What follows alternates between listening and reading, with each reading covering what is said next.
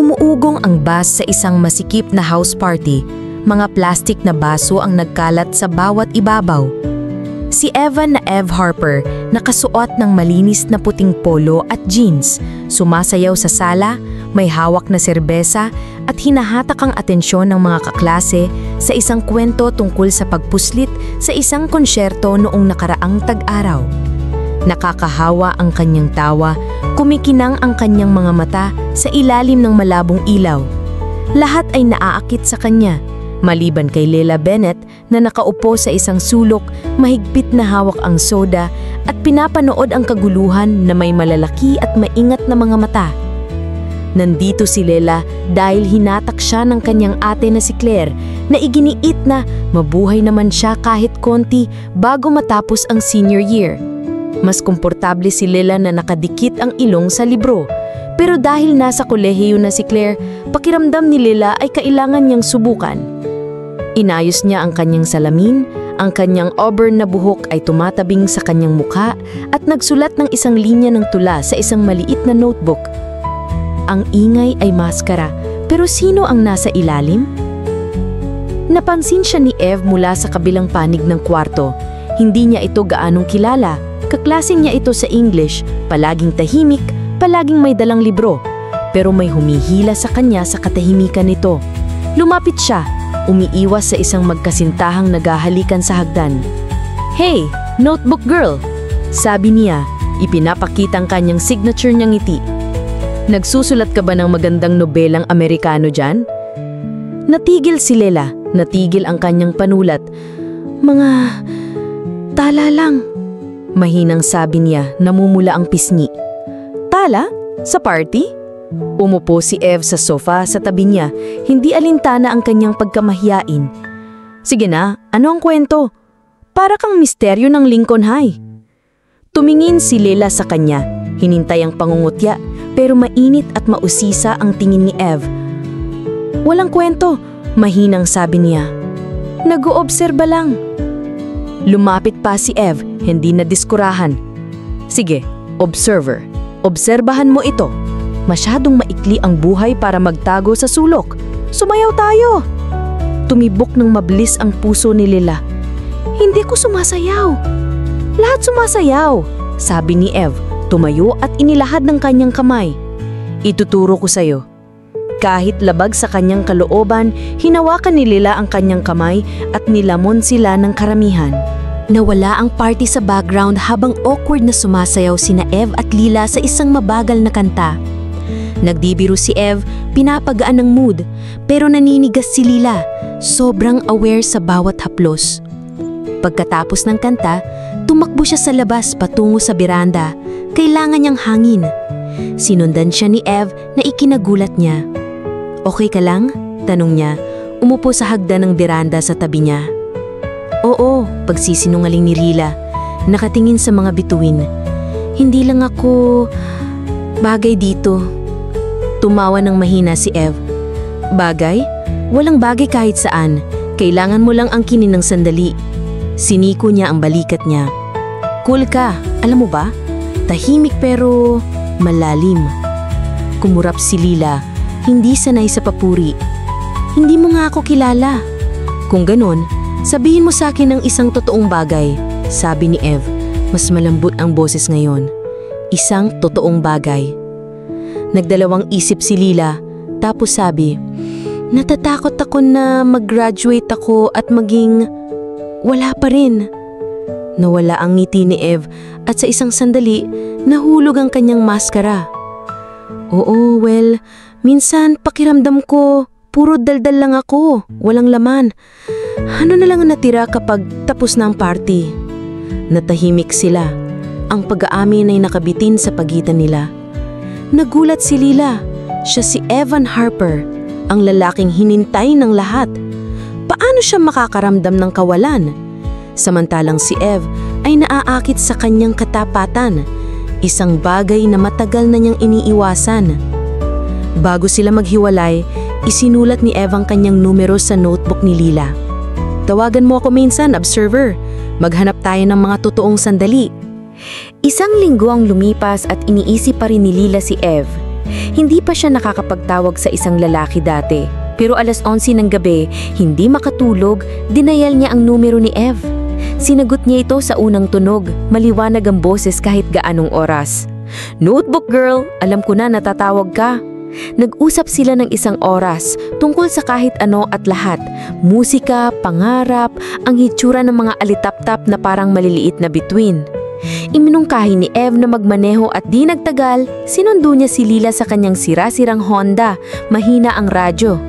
Napunta sila sa isang tahimik na lawa sa labas ng bayan, nakaupo sa hood ng kanyang kotse. "Bakit ako?" tanong ni Lila yakap ang kanyang mga tuhod. "Pwedeng-pwede kang makipag-hangout sa kahit sino." Nagkibit balikat si Ev, naghagis ng maliit na bato sa tubig. "Totoo ka, karamihan sa mga tao gusto lang nila ang Evan Harper show. Ikaw, nakikita mo ako sa likod nito." Tumibok ang puso ni Lila pero nagduda siya. "Kakakilala mo lang sa akin." "Kung ganon, ayusin natin yan," sabi niyang humarap sa kanya. "Anong kwento mo, Lila Bennett? Anong nasa notebook na yan?" Nagdalawang isip si Lila, tapos binasa niya ang isang tula na sinulat niya tungkol sa pakiramdam ng pagiging hindi nakikita. Nanginig ang kanyang boses pero nakinig si Ev, talagang nakinig. Pagkatapos, tahimik siya ng matagal. "Maganda yan," sabi niya sa wakas. "Hindi ka invisible, hindi sa akin." Naghalikan sila sa ilalim ng mga bituin, maingat pero puno ng kuryente. Pakiramdam ni Lila ay buhay, nakikita. Si Ev naman nakaramdam ng bago.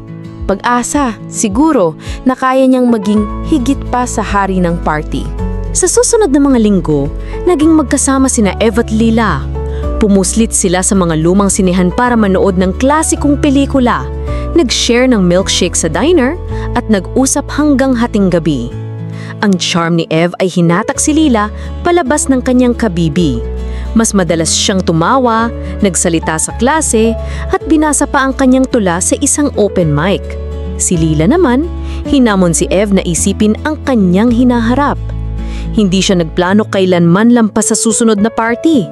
Pero ang tahimik na determinasyon ni Lila ay nagbigay sa kanya ng ganang subukan. Pero may mga bitak na lumitaw. Si Ev pa rin ang buhay ng bawat party at nahihirapan si Lila sa selos kapag may mga babaeng lumalandi sa kanya. Sa isang party, narinig niya ang isang kaklase na tinawag siyang charity taste ni Evan at sumiklab ang kanyang insecurities. Kinausap niya si Ev mamaya, matalim ang boses. "Totoo ba to? O isa lang akong proyekto sa'yo?" tanong niya. Nasaktan si Ev pero defensive. "Sa tingin mo nagpapanggap ako? Lila, ikaw ang pinakamagandang bagay sa buhay ko ngayon." "Kung ganon, bakit kailangan mo pa rin ng atensyon ng iba?" sagot niya. Natapos ang away ng walang resolusyon at umuwi si Lila mag-isa, nagdududa sa sarili. Si Ev naman, lalong nagparty, sinusubukang lunurin ng takot na hindi siya sapat para kay Lila. Sumikat ang tensyon nang magmalaki ang ina ni Ev na nahihirapan sa mga bayarin tungkol sa kanyang walang direksyong buhay. "Katulad mo ang tatay mo," sabi niya, tinutukoy ang lalaking umalis sa kanila taon nang nakalipas. Malalim ang sugat ng mga salita at bumagsak si Ev na lasing sa isang party at muntik nang makipaghalikan sa ibang babae. Pinigilan siya ni Marty, ang kanyang kaibigan, at tinawagan si Lila. Natagpuan ni Lila si Ev na nakasubsob sa gilid ng kalsada, amoy serbesa. Galit siya pero tinulungan siyang makapasok sa kanyang kotse. Habang nagmamaneho pa uwi, bulong ni Ev, "Magulo ako, Lila. Mas deserve mo ang mas maayos." "Tigilan mo yan," sabi ni Lila, luhaan ng mga mata. "Hindi ka ang tatay mo, pero kailangan mong piliin kung sino ang gusto mong maging." Sa bahay ni Ev, tinulungan siya ni Lila papasok, kung saan nakita sila ni Mrs. Harper at lumambot, napansin na sinusubukan ni Ev. Umalis si Lila, hindi sigurado kung kaya pa nilang ayusin ito. Kinabukasan, dumating si Ev sa bahay ni Lila, matino at kinakabahan. Humingi siya ng paumanhin, inamin na natatakot siyang mabigo si Lila at mabigo ang sarili. "Gusto kong maging mas maayos," sabi niya. "Para sa'yo, pero para rin sa akin. Napunit si Lila pero nakita ang kanyang sinseridad. Sumang-ayon siyang bigyan siya ng isa pang pagkakataon, pero kung magiging tapat siya sa kanya at sa sarili. Nagsimula silang muli, mas dahan-dahan ngayon. Nag-apply si Ev sa community college, isang maliit pero tunay na hakbang patungo sa hinaharap. Si Lila naman nagbahagi ng higit pang tula at nagsumiti pa sa isang lokal na paligsahan kung saan nanalo siya ng pangalawang pwesto. Pinag-usapan nila ang kanilang mga takot. Ang takot ni Lila na makalimutan, ang takot ni Ev na wala siyang halaga kung wala ang kanyang charm. Magkasama, nagsimula silang maniwala na sapat sila. Dumating ang araw ng graduation, isang gininto ang hapon. Nakatayo sina Ev at Lila sa damuhan ng paaralan, hawak ang kanilang mga cap, pinapanood ang mga kaklasing nagdiriwang. Tinanggap si Ev sa kolehiyo at plano ni Lila na mag-aral ng creative writing. Hindi sila perpekto, pero sinusubukan nila. Hinawakan ni Ev ang kamay ni Lila. Alam mo ba, ang sandaling ito, dito mismo, tahanga-hanga. Ngumiti si Lila, nawawala ang kanyang pagkamahiyain. Oo, at sa atin ito. Naghalikan sila, nawawala ang mundo sa paligid nila. Hindi sigurado ang hinaharap, pero sa ngayon, sapat na sila. Magkasama, natututong mahalin ang kanilang sarili gaya ng pagmamahal nila sa isa't isa. Habang naglalakad palayo, hinugot ni Lila ang kanyang notebook at isinulat. Ang pinakamaliwanag na sandali ay hindi magpakailanman. Ngayon ito at sapat na yon.